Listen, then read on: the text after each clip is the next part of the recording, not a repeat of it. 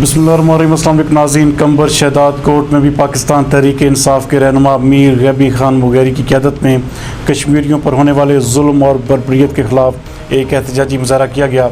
हमारे नुमाइंदा खसूसी अली गुल मुगैरी के मुताबिक शहदाद कोर्ट में होने वाले इस मुज़ाहरे में पाकिस्तान तहरीक इंसाफ के रहनुमा मीर गैबी खान मुगैरी के साथ साथ करम खान मक्सी, नज़ीर हुसैन मुगैरी, तालिब हुसैन मक्सी, जमीयत उलमा इस्लाम के मौलाना मोहम्मद जान आबिद की रहनुमाई में कश्मीरियों से होने वाले जुल्म और बर्बरियत के ख़िलाफ़ कोटो मोटो चौक पर एहतजाजी मुज़ाहरा किया गया।